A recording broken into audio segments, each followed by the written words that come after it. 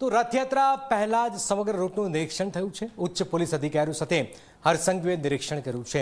રથયાત્રામાં 10 IG 42 DCP તૈનાત રહેશે। આ ઉપરાંત 88 એસીપી 800થી વધુ પીઆઈ તૈનાત રહેશે। આ ઉપરાંત મિલિટરી પેરામિલિટરી બંદોબસ્તમાં હાજર રહેશે। સ્માર્ટ પોલીસ એઆઈ ટેકનો ઉપયોગ કરાશે। 100થી વધુ ડ્રોનથી સર્વેલન્સ કરાશે।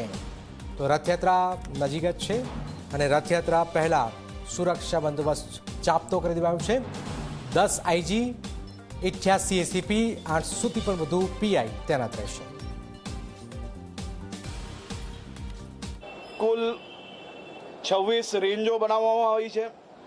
53થી વધારે એરિયાઓ બનાવવામાં આવ્યા છે અને 1397 પોઈન્ટો બનાવવામાં આવ્યા છે।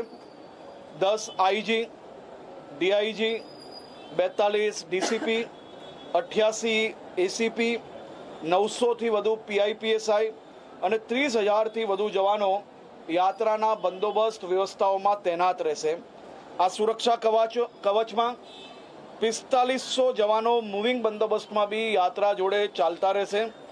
12,000 જવાનો સ્ટેટિક બંદોબસ્તમાં અને 13,000 જવાનો ટ્રાફિક તથા અન્ય વ્યવસ્થાઓમાં ખડે પગે આ શહેરના નાગરિકોની સેવામાં અહીંયા ફરજ બજાવશે। 15 એસઆરપીએફ અને 9 સેન્ટ્રલ પેરામિલિટરી ફોર્સિસ બી ફરજ બજાવશે। અટકાયતી પગલાં લેવામાં 59 જેટલા નાકા પોઈન્ટ પર વાહન ચેકિંગ અને રૂટ પર અનેક પ્રકારના ચેકિંગોની વ્યવસ્થાઓ કરવામાં આવી હતી।